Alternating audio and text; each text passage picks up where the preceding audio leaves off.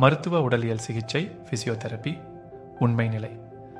Physiotherapy சிகிச்சை பற்றி பலருக்கும் தவறான கருத்துக்கள் உள்ளன. இதை வெறும் காயங்கள் அல்லது அறுவை சிகிச்சைக்கு பிறகு மேற்கொள்ளப்படும் சிகிச்சையாகவே பார்க்கும் போக்கு அதிகம்.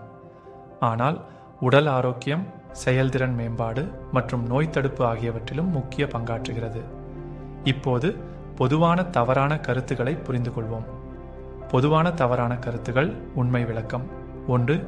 இது அறுவை சிகிச்சைக்கு பிறகு மட்டுமே தேவையானது. பலர் உடலியல் சிகிச்சையை அறுவை சிகிச்சை பிந்தைய மீட்பிற்காக மட்டும் நினைக்கின்றனர். உண்மை. நெடுநாள் வலி, கிரானிக் பெயின், கழுத்து, முதுகு வலி, விளையாட்டு திறன் மேம்பாடு, வேலை சார்ந்த வலிகள் போன்றவற்றுக்கும் இது தேவைப்படுகிறது. 2. இது கடைசி முயற்சியாக மட்டுமே செய்யப்படும் சிகிச்சை. சிலர் மற்ற சிகிச்சைகள் தோல்வியடைந்த போது மட்டும் இதை தேர்வு செய்கிறார்கள். உண்மை. தொடக்கத்திலேயே உடலியல் சிகிச்சையை மேற்கொள்வதால் சிக்கல்களை தடுக்கும் திறன் அதிகமாகும். 3. இது வெறும் உடற்பயிற்சிகள்தான். உடற்பயிற்சி முக்கிய பாகம் என்றாலும் இது முழுமையான சிகிச்சை முறையாக உள்ளது. உண்மை.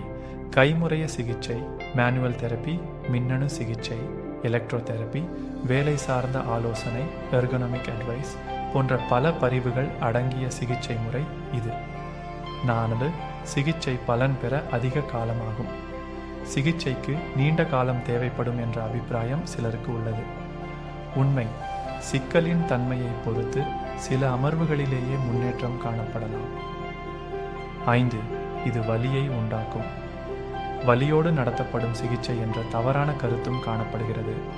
உண்மை. சில நேரங்களில் இலகுவான சலசலப்பாக இருக்கலாம், ஆனால் வலியில்லாத முறையில் சிகிச்சை அளிக்கப்படுகிறது. பிசியோதெரபி சிகிச்சையின்